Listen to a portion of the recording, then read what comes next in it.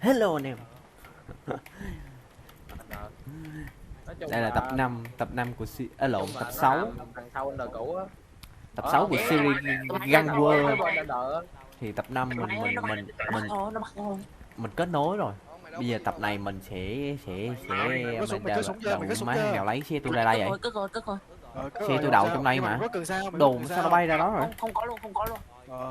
Nhưng mà nó cất vô ba lô của nó kiểm tra ba lô được mà. Không, nó kiểm tra không có được. Ok, giờ qua bệnh viện đó con quỷ kia nó bị giết chết rồi. Không xịt được, nó đang ta dơ tao nằm rồi. Tự Linh ơi.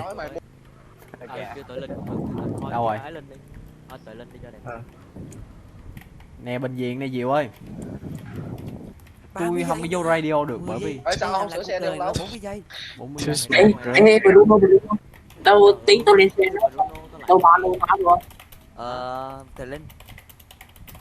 Cái kia có gì không? Tao Đi. Chạy thẳng luôn. bà mẹ. Nhà thờ. Chạy thẳng luôn. Có 10 phút rồi coi, mỗi lần coi. Lầu Diệu về hút rồi. Vậy mà kêu mình đón là hút. Ê tụi mày mấy thằng này nó chở tao đi đâu á? Nó chở mày về đường chứ gì đâu. Đây cho mày đi về tự do. Chạy thẳng bà cho rồi. Vô. Sao nãy em chạy thẳng luôn đi. Giờ Khùng mà. Nói mày á, thằng Luồn Vinh vừa nói mày á. Đâu có đánh nó đéo. Anh em chết rồi. Cầm cây phán cái đầu. Chấp nhận đi thằng chó. Nó không chịu chấp nhận với ai không cứu nó đâu. Cứu nó. Có kiếm thương giờ. Nhận sơ cứu đi. Có kìa. Hẳn thống không? Má thằng Thống bây giờ nó cứ mê. Đừng có chơi chúng với thằng Hóng không ơi, thằng Hóng nó báo mấy thằng khác á, nó báo nó kêu thám tử. Nó kêu thám tử tới nó chơi cho tụi bay á, nói thiệt. Đừng chơi chúng mấy thằng khác đó. Chỉ màn giờ nè. Bây giờ nghe tao nói nè, bây giờ tầm cái gom Discord đó dạng kiểu kênh thoại nè. Xong rồi ghi cái tên gang mình vô, nhưng mà đừng có cho nó vô được cái gom đó. Như là gang mình là pro riêng chứ ở đây là chơi vui vẻ thôi, giao lưu thôi. Chứ mình chơi nó báo cáo hết tình huống mình rồi. Lồng thống là nó trong cảnh sát. Thằng này nè. Đó. Vô lỡ mẹ sẽ quy rồi. Né. Cái đồ xong. Nó cũng trong cái team này nhưng mà nó chơi cảnh sát. Nó không chơi game luôn á, bị ban luôn á. Ban chỗ tránh tình huống là bị ban luôn. Ta bị rồi. Ông đang bị bắt cái sạc quy. Hết cách để cứu mày rồi. Hết cách rồi. Quay chơi nhạc tình huống vào rồi mới chơi gì kỳ quá. Ok, và bây giờ bắt đầu.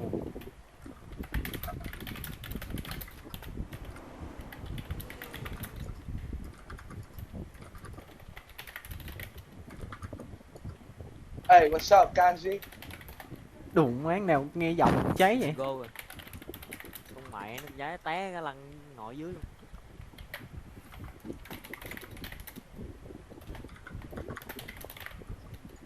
Nhìn như bên chơi đồ. Họp được chưa?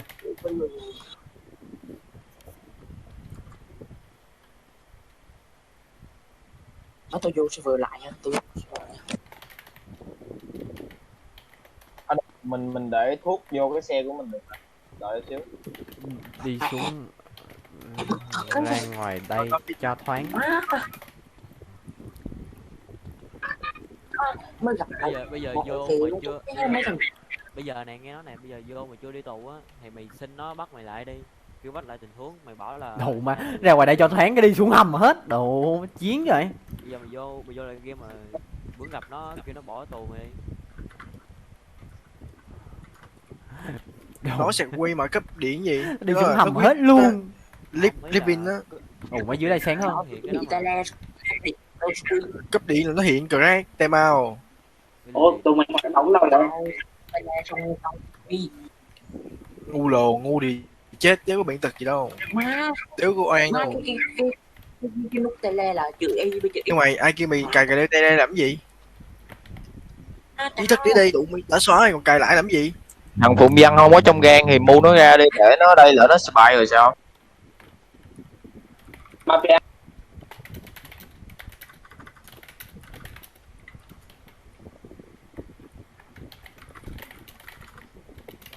Ai mày có cái animation nào dòm gan gan không ta? Má nhìn tao là thấy gan rồi đó. Blue mặc cái bộ đồ tôi nhìn nóng quá. Lãnh đạo rồi, thằng nào lãnh đạo kìa. Đạt đi lên. Kệ con chó đạt. Đạt đâu? Đạt Lãnh đạo. Đạt IC là gì? Đạt IC là gì? Thôi Thuận đi, Thuận làm đi, Thuận làm lãnh đạo đi Thuận. Đại thôi, đại đi. Đủ má, không mấy. Thuận đi, Thuận làm lãnh đạo đi Thuận. Ừ, mọi người bơi được không? Ừ, đưa nó đây.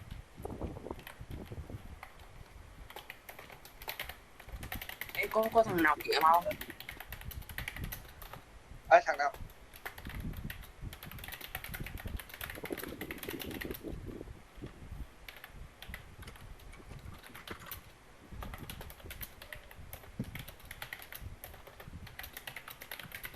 Bruno. Ghê. Bị bung thế dạo rồi giờ sao? Báo cáo lên làm bên chứ gì mày, cái nếu mà kêu tao. Mày Tụi nó để cái đo.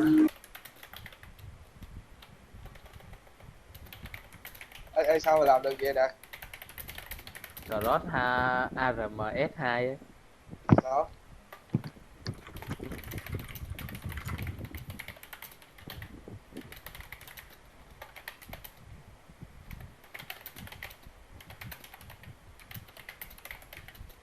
cái khăn vàng trên đầu Mày lãnh đạo cho giống lãnh đạo tí như bạn. như cái này, Quá vậy. Drop Như một cái đi, này. mày drop một đi. như cái khăn vàng. Mày cross 1 đi. Thằng Thuận làm thôi, mấy thằng kia làm giống ta nè.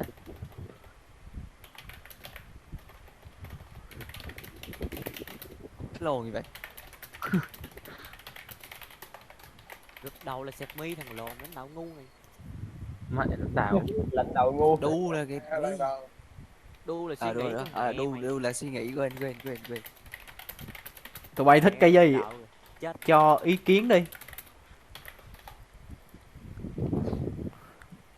Là nghĩa là cái găng này ngang hàng á, phải thống nhất ý kiến, còn khi mà tuyển người mới thôi. Ok. Thơm đi. Mày nói gì cưỡi gì? Nói gì ạ? Vỡ tay thằng lộn.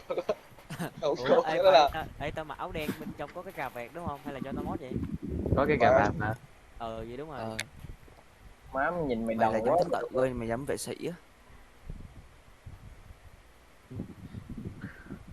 Tao mặc áo khoác đen.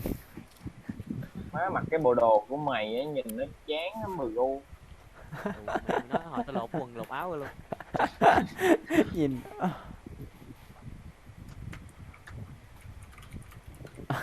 thôi đại đi. Nhìn nóng lắm.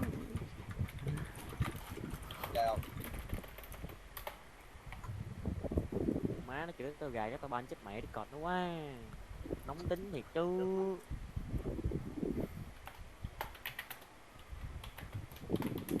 Thế tụi bay chọn thôi, mỗi anh em một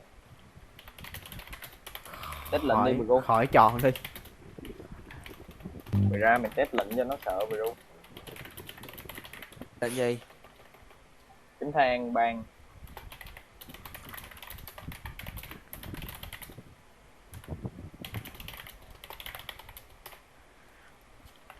Kệ đi.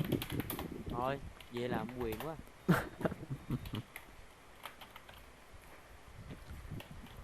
Long nó cố chỉ vô đầu dịu mà chỉ không được á. Này không như GTA 5. Đúng rồi, không như người ta năm. Không, Người ta nông. Long là phải chạy lại bắt cái đầu nó kêu mày tiếp tục. Má tao thấy cái skin màu vàng của tao với con Long nhìn ngầu rồi. Đấy, anh dùng Nãy này giờ- đấy. Để giờ băng Mexico với băng đủ. Vậy thôi chọn màu vàng với màu xanh luôn đi ha. Ừ. Đúng. Thằng bờ gu là mày nóng thật quá mày cút. Màu vàng với màu xanh thôi. Màu Còn cái xanh đây. cái skin mà nóng nực đây nè là cái DV mà cho mấy thằng mà có vấn đề á. Cái DV đặc biệt á là cho mặc cái đó. Vậy đi. Chó yêu. Giống như là mấy thằng quản lý đúng không anh? mấy hàng mà kiểu như bị tắt thèm bài Những của khó khăn trên đầu quan trọng để nhận biết thôi. Mỗi chiếc khăn. Nè Bruno mất cái súng rồi. Mày khóc mày than làm gì? Mất Giờ mất giờ đó. sao Bruno? Bruno.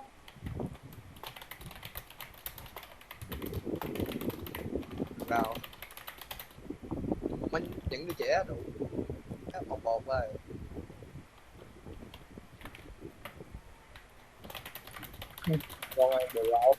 Mới liền hồi chưa mới kêu John Under Stress. Đâu, thằng Rat nó mới kêu John Underground trong radio kìa. Giờ lấy tên nào? Mình lấy tên John Underground. John Underground yêu gần nghe nó hay hơn. Do Morao là kiểu như giống như rapper mẹ rồi. Nó giống như Ừ, kiểu mấy Street thằng nghe nó hay hơn á. Street đi. Street á. Underground giống như dạng kiểu mình chạy xe hai bánh quá. Cái này mình chạy tùm lum hết mà. Street đi, Street đi, Street John được hơn. Uno. Under Stress. John H. Cái lồng má vậy. Mẹ cái Cái lồng què vậy. Thằng nào cảnh sát vào đây nó vậy? Thằng kia là cái luồng vậy mày bị ngáo đá à? Nào vậy? Má go. Ô chứ nào? Chặt quy luôn cả thằng lộn này nó ngu quá ta. Chơi đường chẹt quy con chó gô này mày ngu à. Thôi mày bị ban là đúng rồi, mày đừng có chơi nữa. Ê, mày bị ban là cứu rồi. Tao kéo cứu mày vậy đâu. Đéo cứu nổi. Má thấy không? Cứu nó cũng như không. GB mới nói tụi tao còn cứu được. Trời ơi, tụi tao đứng ở đây Cái này nó ngu thật đó. Em mày đi go ơi. Cái gom mày ta đéo vô được luôn rồi. Go tao chịu luôn mày. Này ngu quá rồi, cái này ngu quá rồi đéo cứu rồi đâu. Tự nhiên chạy vô cái gang của anh em mình rồi còn chẹt quy. Vô cái sạc quy. Bắt tôi IC, mô phật. Ok. Quay trở lại tình huống nào? Mày làm 2 lần rồi đó go. Đây nè, cái tên này nè, đây nè. 100% mày bị ban rồi đó go ơi. John Street Gang. Gió Street. Đừng có John Street gang nghe nó lù cái gì. Cái khu này tên gì? Cái khu này tên gì? Thôi, Tên là Eat Lost Dot. Jefferson, John Under Jefferson nè. Mình liền. John Jefferson. Đường ray Jefferson. Đường ra Jefferson. Cũng được mà mình ở trước đường gây mà. Cũng hay, vậy này đi. John Section Jefferson Street. Nhìn đọc tiếng Anh. Vô Jefferson, hợp lý đó, hợp lý đó. Jefferson Street đúng không? Đúng rồi, hợp lý. Má, dùng cái đầu quá nè. Đâu, anh em mà. Sao phải chọn chữ John? Anh em có cần lấy chữ John không? Lấy được, không sao. Được. Mấy đứa trẻ. Phát, mày đứng xích vô chính giữa là tròn rồi đó. Bây giờ vô này. Đạt chứ nhầm. Đạt đứng vô chứ Đạt. Vô là anh em phải phân ra công việc. Từng người mà làm. Đủ mà quy ra hút nha, đủ mà sạc. Đúng rồi, phải quy ra ra là quy ra hút nha. Tao là từng hàng rồi chứ. Tao là xin tiền đi mua súng. Gì? Cái đẹp. Nhưng mà một tháng phải cống hiến cho gan xong rồi anh em mình làm một vụ lớn. Mở một cửa hàng lớn. Thôi coi mày cút giùm tụi tao cái. Tao đéo cần mày tới đây đâu, mày cút. Go đồ mày đợi mày gieo xong mày ra tù rồi mày vô lại. Để mày gieo đi. Mày kêu tụi cảnh sát ở đây bắt mày đi go. Tiếp tục tình huống đi, mày đừng có làm gì nó ban mày á. Mày ra cầu thang đi. Thôi thằng nào báo cáo vô ban nó mẹ đi. Thằng này cứu không được nữa rồi. Mặc đồ anh chơi game mà go trước khi mày bị ban mày chuyển tiền cho tao lẹ lên go, chuyển tiền cho tao. Má coi kìa, coi nó kìa. Ê, dạ anh em ra cái ton bit Vagot tí nữa tôi edit clip này xong tôi đảo lại cái tên thành Street gì đó. Street Jefferson gì đó. John Street Jefferson Street. Đụng má tại mấy đọc tiếng Anh. Đụng má. Dân Yến liệt chơi tiếng Anh. Dân Yến liệt chơi tiếng Anh. Mà nếu mà tí xong rồi phải không là đủ. Làm gì để tăng thanh. Ok là anh em vô đó hoạt động gì comment vô đó. Vậy danh sách này là danh sách đúng không? Có thằng nào kìa. Tôi thấy gì đằng sau không? Nhưng mà g vậy. Nó núp kìa. Go làm gì vậy? Không phải, thằng này không phải. Đó không phải thằng Go kia mà. Thằng nào vậy? Xe đậu dưới này. Cái lâu như vậy. Chặn nó lại. Wow, eo mày. Mẹ cái hút. Địt mẹ cái hút của bố mày. Hey man. Rồi bê lôi nó ra khỏi xe coi nào. Hưng rồi bơi được không? Không thì đi ra. Đi về vô quy. Đi ra nào. Kia thật quy rồi. Rồi cho Sao mày đậu Thôi xe? kệ gió đi, thôi kệ gió đi, mình Không thì cho đi thôi. chó đi đi, chó đi đi. Giờ mình mới Chó tới đi đây. đi, đừng có Giờ kệ á, chó đi đi. Mình mới nói đây hôm nay dặn nó là bữa sau đừng đậu xe ở đây nữa. Rồi đậu xe ở đây nữa. Tao liệm luôn cánh tay mày. Các anh là giúp. Cái điệp con nó cho đi ông đụng. Thì cút đậu mẹ tí nữa đậu mới nó kêu rằng em vô đập hết. nó sửa quá kìa cái Thằng ngu. Mấy thằng ngu đậu. Anh em lấy xe. Nhớ cái tên nó nha, nhớ cái tên lái xe. lên ấy lộn Đi mà em phải lên chạy. lên Đi ra. Nhớ cái tên bờ xuôi đó bờ xuôi đó. Tên là quay nít dây quýt Devonte. ID 7 Đồ nó chi tiền đó. Kìa thưởng Rồi đi mẹ xong rồi. Tới cục cất với nó. Cảnh sát đi sao nha, cảnh sát đi sao nha. Chơi nó để mẹ nó. Ủa, mấy mình liệm luôn cảnh sát. đây Báo cáo vị trí. Đại đang ở Kim gần Kim Anton. Sau Kim Anton. Cảnh sát. Đang đầu Kim Anton. Đang hướng chạy tới Pizza Stack. Có cảnh sát nha.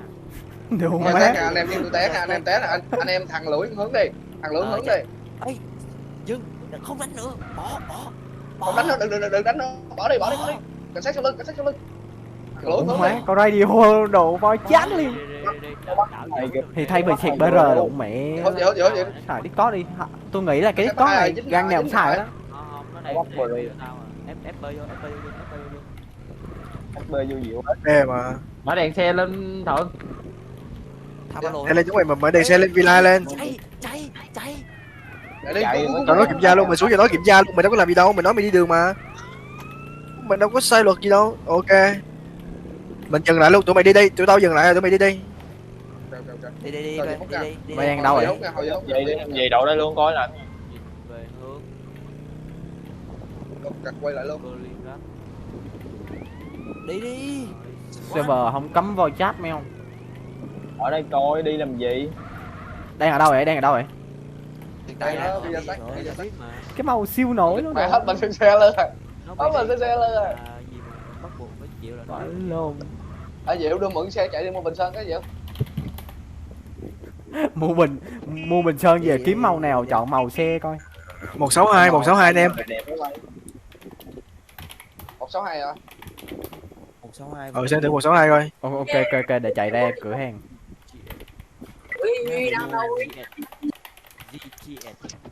Sao sửa xe mà. Đúng không? Bộ 162 đúng không? Hưng ơi đón tao cái Hưng. Bạn đâu? Đây trước mặt bạn nè. À. Nghe xe bác sĩ này. Trời, phải trước bạn mặc đồ gì à? Thì màu xanh này, ngầu chưa? Đâu? Chỉ cần có cái băng thêm màu là được rồi, nó là mấy màu xanh. Má nó rồi cứu tao được không? Cái lồn gì thế? Đái phát ấy lộn. À đừng má nó sửa 2 lần luôn à. Màu tím nó cũng hàng ba láp đó nha, đừng lấy màu tím nha. Lấy màu hồng cho Ông anh mặc hỏi. cái skin màu vàng hồi nãy được không ta? Được, màu vàng với màu xanh đó. Rồi nó bung luôn rồi. Vậy sơn xe màu vàng với màu xanh luôn bay. Là ID nhiêu? Ơi cho tao ké về Ê thằng kia nó quay lại lái xe nè. Thằng kia quay lại lái xe nè. Kệ nó đi anh, kệ nó. má giờ Quay đứng lại lại đi. cho tao đi. Ê, Giờ kệ đi, bỏ đi, giờ kệ Kệ đi. anh ơi. Bỏ con cặc đồ mấy em Long không có định nghĩa Chiếc bỏ. xe tao đây nè, what the fuck? Ai đi bao nhiêu, ai đi bao nhiêu? Thôi đồ má han cớm thì bỏ. ai đi như vậy, ai đi màu á. Đi mua bình Hưng ơi, sơn. đi kết chứ Hưng ơi. Đi mua bình sơn bỏ. Không chơi. Số 2. Không chơi. Từ. Không chơi đâu. Cho tao đi lấy xe qua đây cái Con cớm. 162, 165. bên chỗ mua xe. Bây giờ có 162 với 198 á, tụi mày chọn cái màu nào, tụi mày xem thử màu nào được không? 162 là màu gì? Đều là màu xanh hết á, nói chung hai cái màu đều là màu xanh. Ok. Không sơn màu xanh vàng hả? Màu xanh với màu vàng luôn. Thằng nào muốn sơn thì đó, sơn. Nào muốn sơn thử rồi, nó kinh lắm. Nó gốm lắm. Nó như cục cức nằm trong bãi biển vậy á. Nó như cục cức nổi lên bên trên bãi biển vậy. Sơn màu gì? 162 với 167 hả? Trời ơi tôi phải chạy về đúng lên giùm tao cái cảnh sát kìa. Sơn 162 167 đúng không? ID bao nhiêu kìa, nói lại kìa. 162 với 198 rồi mày chọn màu nào? 198 nó màu hơi màu tím xíu nha. Nhưng mà nó đẹp. Ui đẹp nè, đẹp. 198 Bao nhiêu đẹp, bao nhiêu. Trước trụ sở luôn kìa. Sơn xe Mẹ xe cảnh sát đứng trước cả hút của tụi mình luôn. Mày á nó mày hút mới mà lo gì. ừ